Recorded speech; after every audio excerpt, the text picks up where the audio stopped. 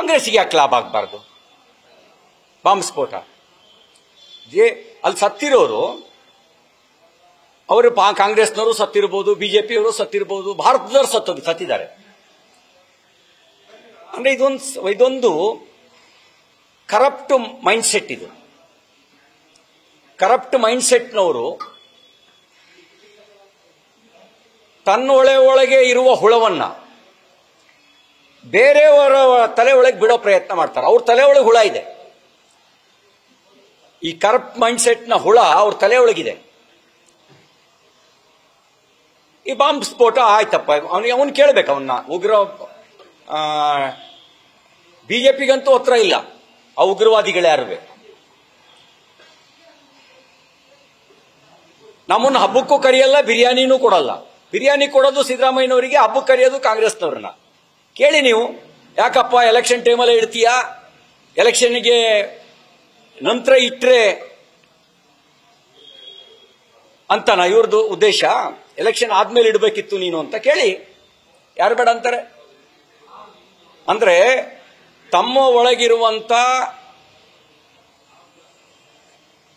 ಹುಳವನ್ನ ಬೇರೆಯವರ ತಲೆ ಒಳಗೆ ಬಿಟ್ಟು ಅನುಮಾನ ಸೃಷ್ಟಿ ಮಾಡುವ ಭಯೋತ್ಪಾದಕರು ಇವರು. ಅವರು ಬಾಂಬ್ ಬಿಡೋ ಭಯೋತ್ಪಾದಕರು. ಇವರು ತನಿಖೆಯ ದಿಕ್ಕು ತಪ್ಪಿಸೋದಕ್ಕೆ ಅನುಮಾನ ಸೃಷ್ಟಿ ಮಾಡುವಂತ ಭಯೋತ್ಪಾದಕರು. ಆ ಜಾಲದೊಳಗೆ ಇವರೆಲ್ಲರೂ ಇದ್ದಾರೆ. ಹಾಗಾಗಿ ಅವರಿಗೆ ಚೆನ್ನಾಗಿ ಗೊತ್ತಿರುತ್ತೆ. ಯಾಕೆಂದ್ರೆ ಚಪ್ಪಾಳೆ ಹೊಡೆಸ್ಕೊಳ್ಳೋರು ನೀವೇ ಅಲ್ವಾ? ನೀವೇ ಹೇಳಬೇಕು.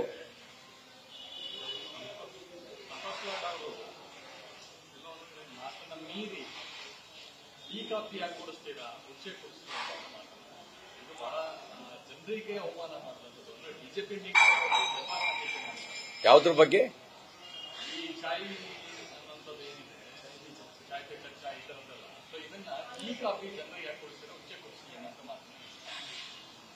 ಸರ್ವಾಧಿಕಾರಿ ಮಾನಸಿಕತೆ. ಶ್ರೀಮತಿ ಇಂದಿರಾ ಗಾಂಧಿಯವರು ತುರ್ತು ಪರಿಸ್ಥಿತಿನಲ್ಲಿ ಅಂಥದ್ದೇ ಪ್ರಯೋಗ ಮಾಡಿದ್ರಂತೆ. ಆ ಮಾನಸಿಕತೆ ಮತ್ತು ಅಸಭ್ಯ ನಡವಳಿಕೆ, ಸಭ್ಯತೆ ಇಲ್ಲದೆ ಇರೋ ನಡವಳಿಕೆ.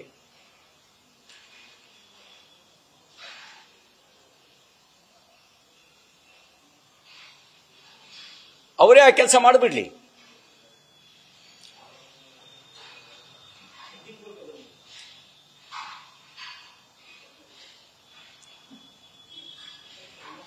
ನಿನ್ನೆ ಎಕ್ಸಿಟ್ ಪೋಲ್ಗಳಲ್ಲಿ NDA ಮತ್ತೆ ಗೆಲ್ಲುತ್ತೆ ಅನ್ನುವಂಥ ವಿಶ್ವಾಸವನ್ನ ಅವು ವ್ಯಕ್ತಪಡಿಸಿದಾವೆ. ನಮಗೂ ವಿಶ್ವಾಸ ಇದೆ. ನಮಗೆ ನಮ್ಮ ನಾಯಕತ್ವದ ಮೇಲೆ, ನಮ್ಮ ಸಿದ್ಧಾಂತದ ಮೇಲೆ, ನಮ್ಮ ಆಡಳಿತದ ಮೇಲೆ ವಿಶ್ವಾಸ ಇದೆ.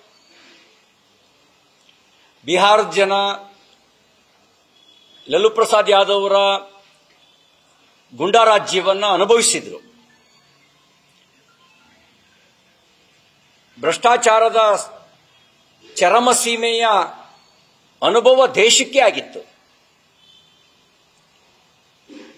ರೈಲ್ವೆನಲ್ಲಿ ಉದ್ಯೋಗ ಕೊಡಿಸೋದಕ್ಕೆ ಜಮೀನು ಬರ್ಸ್ಕೊಂಡು ಉದಾಹರಣೆ ಇನ್ನೆಲ್ಲರೂ ಇದೆಯೇನ್ರಿ? ದನ ತಿನ್ನುವ ಮೇವಿನಲ್ಲಿ ಮೇಯ್ದು ಉದಾಹರಣೆ ಬಿಹಾರದ್ದೇ ಅಲ್ವಾ? ಈ ಎಲ್ಲ ಕೈ ಅನುಭವ ಬಿಹಾರದ ಜನ ಮರ್ತಿಲ್ಲ.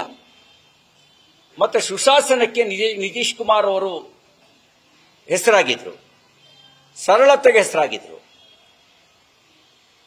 ಸಾಮಾಜಿಕ ನ್ಯಾಯ ಅನ್ನೋದು ಕಟ್ಟಕಡೆಯ ಮನುಷ್ಯನಿಗೆ ತಲುಪಬೇಕು ಅಂತ ಹೇಳಿ NDA ತನ್ನ ಆಡಳಿತದಲ್ಲಿ ಕೆಲಸ ಮಾಡಿದೆ. ಇದರೆಲ್ಲದರ ಆಧಾರದಲ್ಲಿ ಬಿಜೆಪಿ ಗೆಲ್ಲುತ್ತೆ, NDA ಗೆಲ್ಲುತ್ತೆ. ಇನ್ನು ಅವ್ರು ರೆಡಿಮೇಡ್ ಇಟ್ಕೊಂಡಿರ್ಬೇಕು. ಈ ವೋಟರ್ ಲಿಸ್ಟ್ SIR ಮಾಡಿ ವೋಟರ್ ಲಿಸ್ಟ್ ಸ್ಕೂಟ್ನಿ ಮಾಡಿಬಿಟ್ಟಿದೆ. ಅದ್ರ ಮೇಲೂ ಆರೋಪ ಹೊರ್ಸಕ್ಕಾಗಲ್ಲ. ಇನ್ಯಾವುದಾದ್ರು ಹೊಸ ಆರೋಪ ಮಾಡೋದಕ್ಕೆ ತಯಾರಾಗಿರ್ಬೇಕು. ಯಾಕೆಂದ್ರೆ ಅವ್ರು ಗೆದ್ರೆ ಮಾತ್ರ ಪ್ರಜಾಪ್ರಭುತ್ವದ ಗೆಲುವು. ಕಾಂಗ್ರೆಸ್ನವ್ರು ಗೆದ್ರೆ, ಕಾಂಗ್ರೆಸ್ ಸೋತ್ರೆ ಅದು ಪ್ರಜಾಪ್ರಭುತ್ವದ ಗೆಲುವು ಅಂತ ಅವರು ಪರಿಭಾವಿಸೋದಿಲ್ಲ. ಈಗ ಅವರೆಲ್ಲ ಕರ್ನಾಟಕದಲ್ಲಿ ಕಾಂಗ್ರೆಸ್ ಗೆಲ್ತಪ್ಪ.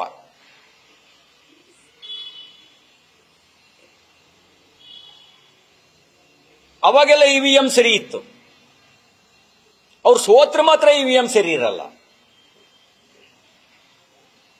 ಅವಾಗೆಲ್ಲ ಚುನಾವಣಾ ಆಯೋಗ ಪಾರದರ್ಶಕವಾಗಿದೆ, ಪ್ರಾಮಾಣಿಕವಾಗಿದೆ. ಇವ್ರು ಗೆದ್ರೆ, ಇವ್ರು ಸೋತಾಗ ಮಾತ್ರ ಅದು ಚುನಾವಣಾ ಆಯೋಗ ಬಿಜೆಪಿ ಕೈಗೊಂಬೆ. ಬಿಜೆಪಿ ಕೈಗೊಂಬೆ ಆಗಿದ್ರೆ ಇವರೆಲ್ಲಿ ಗೆಲ್ತಿದ್ರು? ಸಿದ್ದರಾಮಯ್ಯನವರು ಮುಖ್ಯಮಂತ್ರಿಯಾಗಿ, ಡಿ ಕೆ ಶಿವಕುಮಾರ್ ಅವರು ಉಪಮುಖ್ಯಮಂತ್ರಿಯಾಗಿ, ಪ್ರಿಯಾಂಕ್ ಖರ್ಗೆ ಅವರು ಸಚಿವರಾಗಿ ಇವರೆಲ್ಲ ಕೆಲಸ ಮಾಡಕ್ ಆಗ್ತಿತ್ತ ಕೈಗೊಂಬೆ ಆಗಿದ್ರೆ? ನಾವೆಲ್ಲ ಸೋಲ್ತಿದ್ವಾ ಕೈಗೊಂಬೆ ಆಗಿದ್ರೆ? ಅಂದ್ರೆ ಸಂವಿಧಾನವನ್ನು ಒಪ್ಪದೇ ಇರುವಂತ ಮಾನಸಿಕತೆ, ಸರ್ವಾಧಿಕಾರಿ ಮಾನಸಿಕತೆ, ಸಾಂವಿಧಾನಿಕ ಸಂಸ್ಥೆಗಳನ್ನೆಲ್ಲ ಅನುಮಾನದಲ್ಲಿ ನೋಡ್ತವೆ. ಅನುಮಾನ ಹುಟ್ಟಾಕೋದು ಅದು ಕಾಂಗ್ರೆಸ್ ಮತ್ತು ಎಡಪಂಥೀಯರು ಯಾವಾಗ ಜಾಯಿಂಟ್ ಆದ್ರು ಅವಾಗಿಂದಲೇ ಶುರು ಆಯ್ತಿದ್ದು ಎಲ್ಲರ ಬಗ್ಗೆ ಅನುಮಾನ ಹುಟ್ಟಾಕೋದು.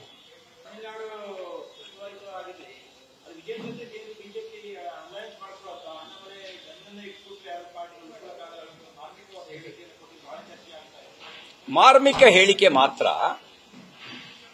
ಅಂದ್ರೆ ಅವರು ರಾಜಕೀಯಕ್ಕೆ ಆಸಕ್ತಿಯಿಂದ ಬಂದಿದ್ದೀನಿ, ವೈಯಕ್ತಿಕ ಆಸಕ್ತಿಯಿಂದ, ಯಾವುದೇ ಒತ್ತಾಯದಲ್ಲ ಅಲ್ಲ ಅನ್ನೋ ದೃಷ್ಟಿಯಲ್ಲಿ ಅವ್ರು ಹೇಳಿದ್ದಾರೆ.